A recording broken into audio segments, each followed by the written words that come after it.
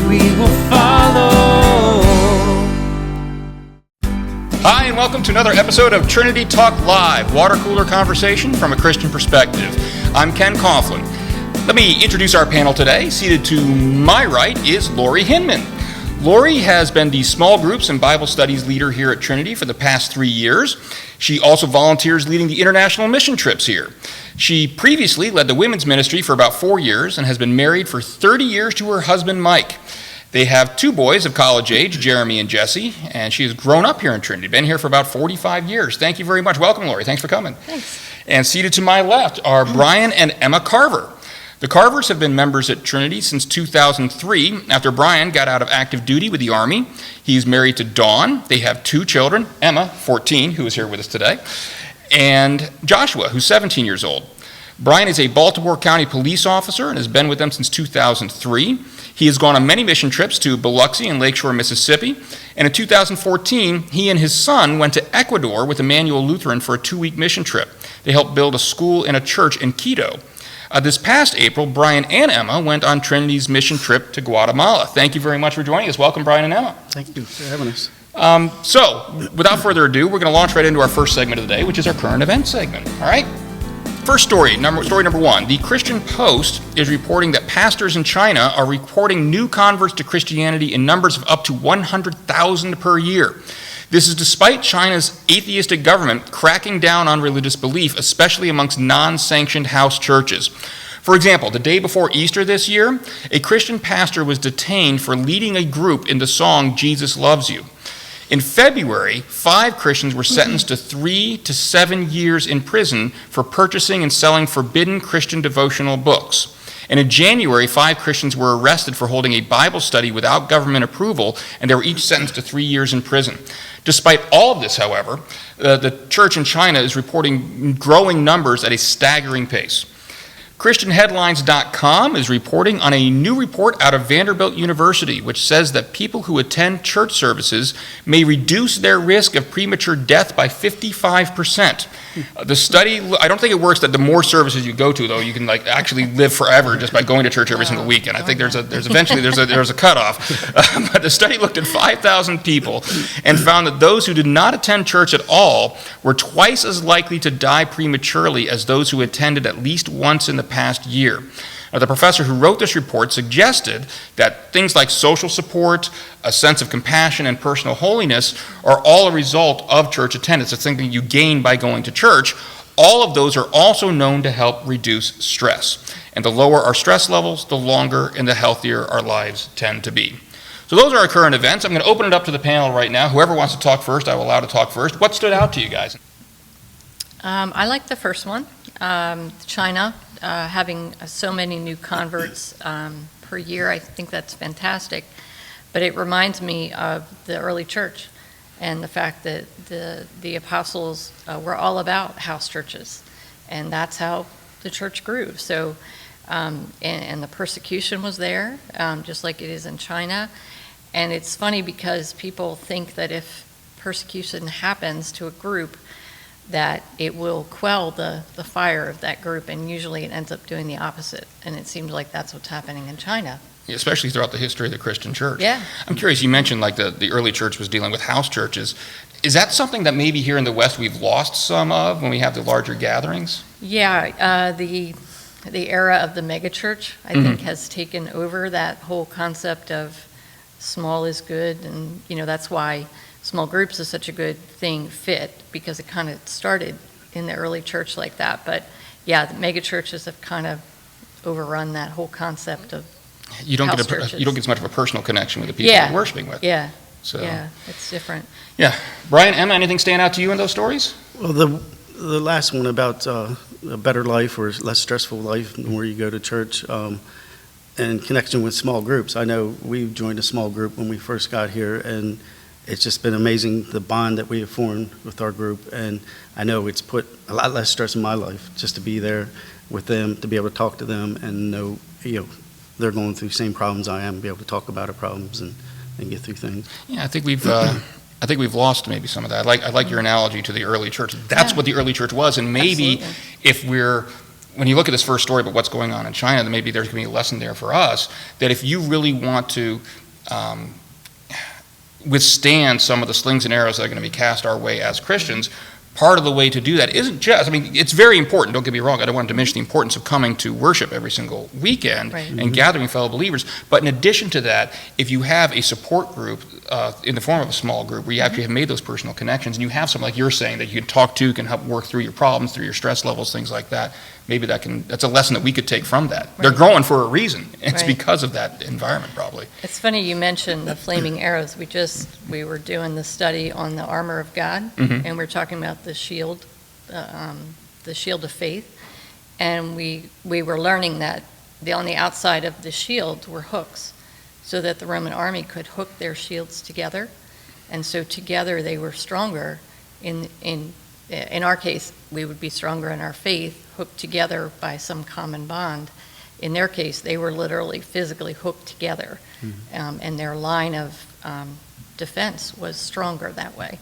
So I think what a church does for you is it brings a whole community of people together to go through life with. And it can be on Sunday morning, if you're going through something and people know that you're going through it, they'll come up to you and, give you a hug and, whatever. It's a big family, extra family that you get being a part of a church. So. Excellent. Well, thank you all very much. That's our current event segment for the week. We're going to move right on then to our topic of the week. Ready? All right, so our topic of the week is how can we as Christians help out with world missions? I'm going to start out like I think a lot of lessons should start out with. That's with Scripture. Matthew 28:19 says, "Therefore go and make disciples of all nations, baptizing them in the name of the Father, and of the Son, and of the Holy Spirit." Now, when I was doing some research getting ready for this week, I came across some statistics I want to run by you guys. About 33% of the people in the world self-identify as Christian. Now, that doesn't, as we all know, that doesn't necessarily mean they are Christian. Jesus said that, many people will say, "Lord, Lord," and they'll say, "Who are you?" But at least we can say this much. Of those 33%, we know that they at least have access to the gospel, all right? There's another 38% of the world's population that also has access to the gospel, but for one reason or another has chosen not to follow Jesus. These are people where they have Bibles in their languages, they have other Christian resources available to them, they have churches nearby, there are friends or coworkers, other Christians around them that could relay the gospel to them. But even after you put those two numbers together, that still leaves you with 29% of the world's population who has never heard of Jesus. This is a group of people that does not have Bibles in their language. They don't have churches to attend. There are no believers nearby to tell them the good news. Now that totals about 2 billion people. So if we really want the gospel to reach all nations, there's obviously some work to be done here. So let me start with Lori for a second. I'm going to pose you a question. If someone were to walk up to you and ask you, why should Christians be involved in world missions? How would you answer them? Well, I'd say a couple things, but first of all, to just build on your biblical basis, what we use at Trinity is Acts 1:8, and that is to go into all the world. You're going to receive power from the Holy Spirit, and you'll be my witnesses, Jerusalem, Judea, Samaria, and to the end of the earth. And so we go locally. There, Jerusalem would have been local. There, Judea and Samaria would have been a larger area, kind of like our country. And then to all the ends of the world is international. So we follow that at Trinity. We do local stuff. We do, Sidewalk Sunday School and the homeless shelter and the food pantry and all that. We do in our country with youth trips and like Brian's been on, adult trips.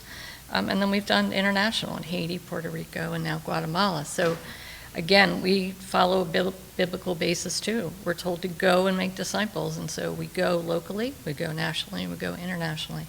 Before you answer the other part of my question, let me build on that for a second. I have a question for you. Trinity's a reasonably large church. Sure. I wouldn't just describe it as a mega church. I had somebody come in here and say, it's a mega church. It's not a mega church, okay? But it's a reasonably large church, okay? And so maybe we have some resources available to us that some smaller churches, smaller congregations wouldn't have. If you're talking to somebody out there right now who is a member of a small church, maybe even a house church, all right? What would they be able to do you think, to help out with world missions? Well, you can help out from your pew, by praying, and you can help out by encouraging and participating in fundraisers. You can just spread the word about a trip coming up. You can We had people that helped us pack our blessing bags. It didn't cost anything. You just showed up and we gave you lunch and you helped out. So there's ways to help from inside the country as well as outside the country. So I interrupted you. I'm sorry. Go That's ahead. okay. So Yeah. how do you respond to someone who asks you why should the church be involved in world missions? We say it's a 50-50 change. I think it changes the lives of the people that you go to affect, and the other 50% is that it changes you. And I know Brian and Emma can talk about changes and just what it's done for their life, but I would just bank, I could tell you for sure that you can't come back from an international mission trip not changed. Well, she totally passed the buck to you guys. So I'm going to take her up on that. Let me ask you, Brian, Emma, whoever, all right, feel free to interrupt each other. That's what families do, right? So you go out on a mission trip, and you expect, I'm sure you expect, okay, I'm going to be helping these people that are in need, that need the help. How do you come back? What's different from when you go out on a mission trip from when you come back?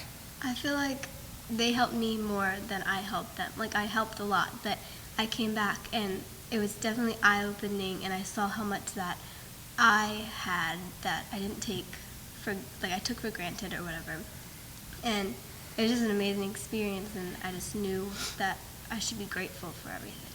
Can I have you sit down with my kids at some point? Explain that. That'd be great. Brian, what about you? I'm a testimony to coming back and being a changed person. Our first trip, we went down to Katrina, and it was a pretty emotional experience for me. Coming out of the military, I was looking for a new job and having a difficult time finding a job. And Emma doesn't know this, she was 3 years old at the time, but I was going through a little bit of depression, having some problems. So I got invited to go on this trip to Katrina and just got hooked. I came back, my wife thought I was a new person. I was talking, because I wasn't talking to her before we left. Yeah. We connected again. I was totally changed. God filled my heart so much, and people don't understand. It's hard to explain that to people when you're trying to tell them, go on a mission trip, that how much you receive from it. Mm-hmm. And that's the biggest point I want to get across to people, is that your heart is filled, your whole disposition is changed because of what you go through and the experience you have. I was trying to explain to Lori, I've always heard, through my spiritual growth, that like if you're at a funeral or something, they say if you're in the presence of God, you're going to be in awe. Well, I kind of look at it as we're going and doing God's work. We're working hard, we're sweating, all for the glory of God. So you get a feeling of what it would be like to be in heaven. You have that feeling of awe. That's just the only way I can best describe it for you. Well, for those of you that are out there in the audience watching this, you should know I'm doing my best to help Brian recapture that experience of sweating for God. As we have him under hot lights right now, we've had to turn off the air conditioning while we're filming. So hopefully this brings back a few memories. No. So this is a quote from Paul Hiebert. I'm not sure if I'm pronouncing that correctly. But what he said is this. He said some missionaries in Congo had trouble building a rapport with the people. Finally, one man explained the people's hesitancy to befriend the missionaries. When you came, you brought your strange ways, he said. You brought tins of food. On the outside of one was a picture of corn. When you opened it, inside was corn, and you ate it. Outside another was a picture of meat, and inside was meat, and you ate it. And then when you had your baby, you brought in small tins. On the outside was a picture of babies, and you opened it and fed the inside to your child. All right, so we could chuckle. We look at this and we could see the misunderstanding. Well, corn on the outside must be corn on the inside, Meat on the outside, meat on the inside. Babies on the outside, ew. Okay. But you look at that and you can understand, all right, well, that's because we're used to that in our culture. We've seen cans of baby food on the shelves. They haven't, right? So this missionary that's being talked about by Paul Hiebert here had to, without knowing why we were having problems communicating, finally got to the bottom of it and found out it was a cultural difference, all right? So when you travel to foreign countries, all right, have you ever confronted, maybe not anything about somebody thinking you're eating human babies or feeding human babies to your child, okay, maybe not that bad, but have you confronted, Lori, tell me, have you ever confronted cultural issues that you've had to overcome? I don't know if overcome's the right word, but you do have to know that when you go there, your job is not to Americanize them. Your job is not to make their community look like yours at home. And sometimes that's the cultural differences that you need to overcome, is that, the mindset is that you're going to help them, you're going to give them a leg up, you're going to, provide some things that right now they can't provide for themselves. But your job is not to go in there and to demean the men of the village, in our case, by just giving them everything and then them feeling like they can't accomplish this. So the thing you have to overcome in your mind is it's different and it's okay. And we need to be a part of their culture rather than bringing them our culture. Now, we took a mission trip, and by we I mean Trinity, I wasn't there, you guys were, to Guatemala. What's the name of the village? El Jute. El Jute. We turn things over here to Brian and Emma, because you were both there on the trip. Tell people that are watching here a little bit about El Jute. What was it like down there? I was expecting a lot less, sadly. Like, I was thinking, oh, they're not going to have anything. But they had, in the city part, they had, like, stores, all kinds of stores, and nice cars, motorcycles, whatever. Going up the mountain to our village, we went to house visits. Some of them even had, like, they had clay houses and everything, but they would have electricity. We actually saw a homemade washing machine with all these rocks, and you put the clothes in, I guess, and then pour water in. I don't know how it works, but it looked neat. Somebody came up with it. You're right. Yes. You have a need, fill a need, right? Mm-hmm. That's ingenuity. Mm-hmm. What did you notice about El Jute when you were down there? Just with the cultural difference, how they build things. I mean, like if I were to go in there and try to build things like we do here, like with Katrina, it's not going to happen. They use different materials. They have different ways of constructing and the way we think of constructing things. So people were saying no air conditioning. Mm-hmm. We get so used to air conditioning here. We walked into a hut, the lady was cooking, so it felt like it was 1,000 degrees. Excuse me, 1,000 degrees in there. Yeah. And she's standing there cooking like it's no big problem. We were in there for 2 minutes talking to the family, getting to know the family, and we're, because we're not used to it, we're sweating. Right. And I always joke with her, we see little kids carrying 50-pound bags up the side of the mountain. Mm-hmm. That's their job for the day. They would strap it to their head. And I would joke, if I asked Emma or Joshua to do that, they would look at me like, oh, you're crazy. But not anymore, right? Yeah. I'm sure Emma's been volunteering left and right since you got back, right? So it's just a different world, because out of necessity, they have to be able to, It's funny because I was looking to some of the pictures you guys brought back, and I'm seeing these kids running around the playground in long pants, in jeans, and I'm like, "Are you kidding me?" I'm sweating just looking at the pictures. It was 108 when we were there, so think about that in long pants, yeah. But that's what they're used to. That's what they're used to. Yeah. So, let me build on another quote here. This is from John Stott, and what he says is, he says, "Millions of people in today's world are extremely hostile to the Christian missionary enterprise. They regard it as politically disruptive, because it loosens the cement which binds the national culture, and religiously narrow-minded, because it makes exclusive claims for Jesus, while those who are involved in it are thought to suffer from an arrogant imperialism, and the attempt to convert people to Christ is rejected as an unpardonable interference in their private lives." Again, that's John Stott. So, Lori, let me ask you this. In your mission trips, have you ever confronted, either at home or in the countries where you're going and you've traveled, people who are maybe hostile, but maybe not even necessarily hostile, but at least very highly critical toward what you're trying to do? And then if you do confront those types of people, what do you do? I guess two things. The opposition to Christian missions is definitely there. I think there's an opposition to Christian everything these days, so unfortunately it's there too. But my answer to that is always, well, we're the ones doing it. Like, we're volunteering our time, we're giving our money, we're giving whatever, so why would we not be able to spread the gospel? And we're not spreading something that's awful. We're spreading the good news about eternal life and salvation. So, I don't know, I have a hard time with people who have trouble with the Christian community making amazing changes in the world and then criticizing them.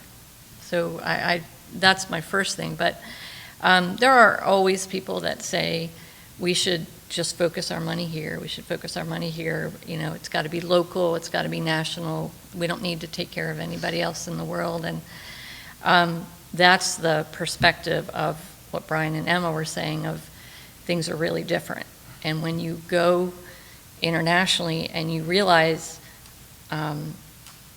it's hard to even explain, but just how much we have, how much extra stuff we have, how much water we waste every hour, how much, you know, food we have and we waste, and how many pairs of clothes we have, and how many extraneous technology things we have. And then you go over there and you think, they have a house made of clay, like you said, lasts about 12 years. It's great. It keeps them out of the sun. They all have jobs to do. Everybody in the family has a job to do, from when you're little to up, you know, later in life. And it works for them. And they don't have all that extra stuff. And so for someone to say, well, I don't think we should give them money. Well, okay, 2/3 of our village didn't have water. And the other ones, they might only get it on Friday. Can you live without water? You know what I mean? I think it's just a matter of perspective.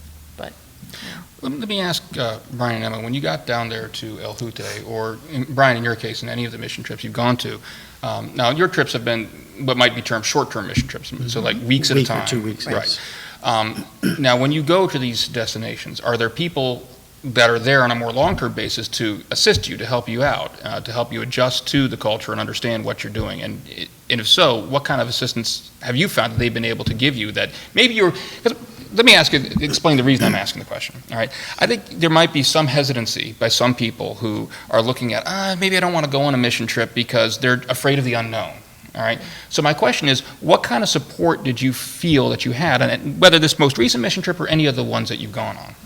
Well, this trip, definitely, World Help and Hope of Life has just been an amazing connection that we've been able to find with them. Hope of Life, it's just the support there with, we had Donna Faircloth was there every day helping us get through to the village and everything that we did there. It's amazing what Hope of Life's doing. Before giving the word, they're taking action to get the villages water, food, and what they need. Because we could preach to them all day long. If they don't have water and their necessities, they're not going to hear a word that we say. Mm-hmm. But Hope of Life is doing it at the same time. They're spreading the gospel and, you know, meeting the people's needs at the same time. So I think it's just amazing that we were able to hook up with them. Let's talk specifically about the gospel for a minute, because you mentioned, you know, spreading the gospel. Both of you, everybody here has mentioned talking about the gospel down there. What kind of things do you do on these trips to help kind of spread the gospel of Jesus Christ while you're there? Well, we're kind to them. We help them, and that shows God's love. Like, that's how we're doing it, is through God's love. Sorry. And so they see that and they're like, oh, why are they being so kind? Why, like, who is this that they're doing this? And it's like, it's God. We had one villager, you know, ask, why would you come thousands of miles just to help us? You know, when they've been petitioning their government for 8 years for the help to get the water that they need. And it's just mind-boggling to them. And it's the greatest thing to be able to say, well, thank God, because he put it in our hearts to come. It wouldn't have happened if it wasn't put in Lori and Mike's heart to do this. And, you know, it's just the greatest thing to be able to give them that answer. And hopefully, you know, I know that it affects at least one person in that village. Yeah, and other concrete ways that we help is we do VBS in the afternoon. So we teach them a very simple Bible lesson through an interpreter. And we do crafts with them and things like that. And then, like Emma was saying, just being nice. And we go, and Emma spent so much time at the elderly home. She did such a fantastic job. She gave out hats and took pictures and just, you know, walk and talk with the folks there. And the other thing we did was gave out Spanish Bibles, which the people in the village didn't have. Mm-hmm. So, you know, we spread the gospel in concrete ways, and then also through our actions. And I think that's important. The statistics I was talking about at the top of the show here, we talked about, you know, some people might look at, you know, Guatemala and say, well, wait a minute, Guatemala, there's Bibles in their language. Mm-hmm. Well, that may be true, but not necessarily in all pockets of Guatemala. Right. And so when we're talking about this percentage of the population that doesn't have access to the gospel, it can be in the same region or the same countries where there are other people that do have access to it, but you've got to seek out those pockets where it's not available, and I think that's what you guys have been able to do. So let me ask you this. This is a quote from Stephen Hawthorne. He says, "For every fruitful missionary, we invariably find a dozen or more people undergirding their efforts." So, Lori, assume you're approached by somebody who is not in a position like Brian and Emma have been to actually go on the trip, all right? But they still want to help. I think a lot of people think, well, if I'm not going on the trip, then I have no role in this type of ministry to play. Right. That's not true, is it? No, it's not true. What types of things, what types of support do you need from people who maybe are going to be more the senders rather than the sent? Sure. I'll give some examples from our last trip. Ways that the congregation supported us were, of course, prayers for the village and for our efforts, but also they gave money for the well. We raised $15,000 through donations. They gave items for the blessing bags we handed out. We handed out a bag to every village family that was there, so they donated, toothbrush and toothpaste and all these things, thousands of pounds of stuff that we had to carry down with us, but so they donated stuff. They donated for the well. They also, a couple donated personally to us to be able to help on our travel costs, because travel costs are borne by the people that go.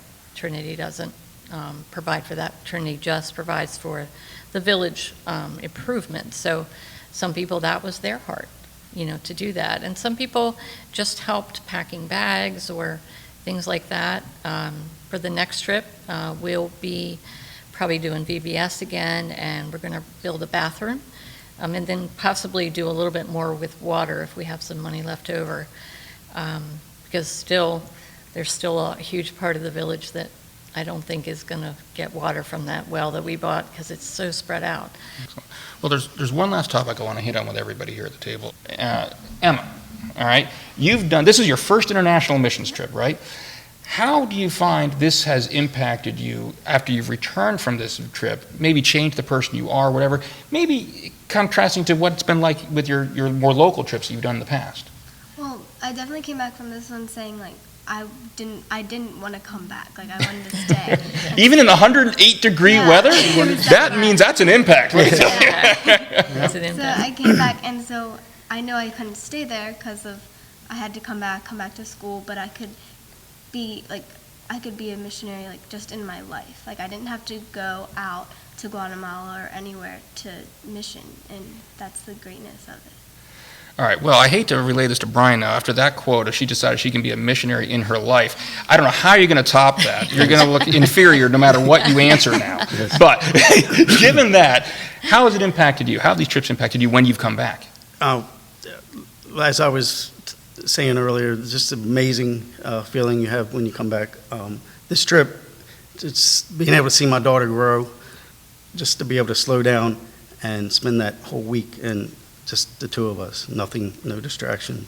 It was just amazing, and she taught me so much. She always has, with her big heart, and it's just a great bonding. If there's families out there that want to go, I think it'd be a great vacation. You're going to spend money for vacation anyway, but it's just an amazing feeling. We had a selfie taken by one of the photographers, Jose, who was actually one of the first babies saved by the Mission of Hope of Life.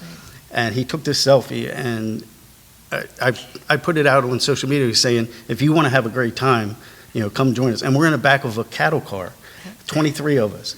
And someone would see that quote and say, what are you talking about? 23 people in the back. But it's just an amazing trip that you're gonna remember for the rest of your life. If you're going to use your vacation time, you're going to get more out of a trip like this than you are sitting on a beach for a week. You're it's going to use your vacation time to make a difference and do something that's going to make a difference both for others and for yourself. And the bonding of the family. Yeah, it's perfect. It's great.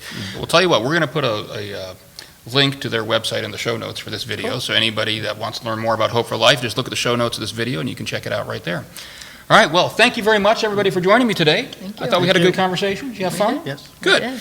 And thank you, everybody, for tuning in. Look, if you like this video, please do us a favor. Go ahead and click the like button. That's a thumbs up button. And comment on the YouTube page here. The more likes and comments that we get, the more that basically allows YouTube to use their little algorithms to share this video with more people. More people are going to get the opportunity to see it. You could really help out our ministry in that way.